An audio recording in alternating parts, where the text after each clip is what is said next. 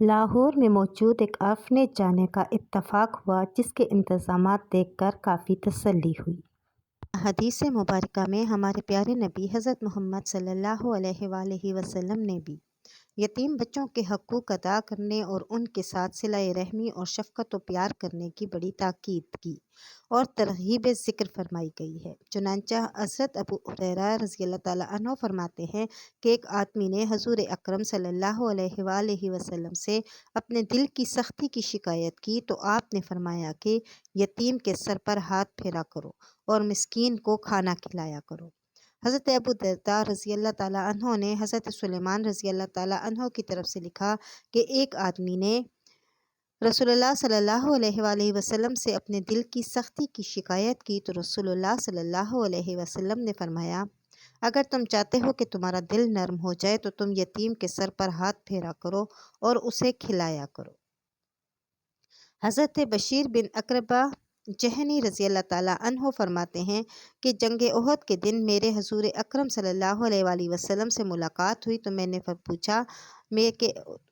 پوچھا میرے والد کو کیا ہوا؟ حضور صلی اللہ علیہ وسلم نے فرمایا وہ تو شہید ہو گئے، اللہ تعالیٰ ان پر رحم فرمائے۔ میں یہ سن کر رونے لگا۔ حضور صلی اللہ علیہ وآلہ وسلم نے مجھے پکڑ کر میرے سر پہ ہاتھ پھیرا اور مجھے اپنے ساتھ اپنی سواری پر سوار کر لیا اور فرمایا، کیا تم اس پر راضی نہیں ہو کہ میں تمہارا باپ بن جاؤں اور عائشہ رضی اللہ تعالیٰ عنہا تمہاری ماں؟ حضرت ام سعید بنت مرہ الفہری رضی اللہ تعالیٰ عنہ اپنے والد سے روایت کرتی ہیں کہ رسول اللہ صلی اللہ علیہ وآلہ وسلم نے ارشاد فرمایا ہے کہ میں اور یتیم کی کفالت کرنے والا شخص جنت میں اس طرح ہوں گے۔ اس کے بعد آپ نے درمیان والی انگلی اور شہادت والی انگلی کی طرف اشارہ فرمایا۔ حضرت ابو ہریرہ رضی اللہ تعالیٰ عنہ سے روایت ہے کہ حضور نبی کریم صلی اللہ علیہ وآلہ وسلم نے ارشاد فرمایا، مسلمانوں کا سب سے اچھا گھر وہ ہے جس میں کوئی یتیم ہو اور اس کے ساتھ اچھا سلوک کیا جاتا ہو،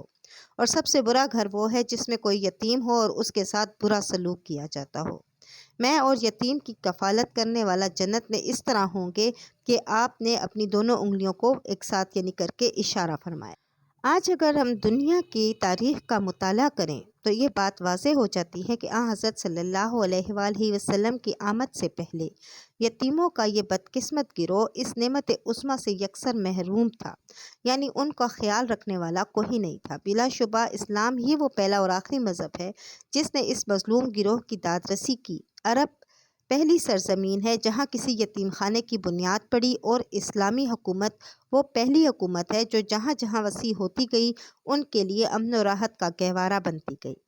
اس نے یتیموں کے لیے پرسکون گھر بنائے، ان کو ان کے حقوق دلوائے، ان کے وظائف مقرر کیے گئے، ان کی اسلام کے مطابق مناسب تعلیم و تربیت کی، اور اس نے اپنے قاضیوں اور حاکموں کو ان مظلوم و بے کس طبقے کا سرپرست بنایا۔ ان کو ان کی جائیداد محفوظ رکھنے کا پابند بنایا گیا، ان کے جملہ معاملات کی دیکھ بھال کا حکم دیا گیا، ان کا مناسب جگہ رشتہ طے کر کے ان کے گھروں کو آباد کرنے کا پابند بنایا گیا۔ آج غیر مسلم ممالک میں بھی جس طرح غریب بچوں کا خیال رکھا جاتا ہے وہ اسلام ہی کی درخشاں تاریخ کی پیروی ہے۔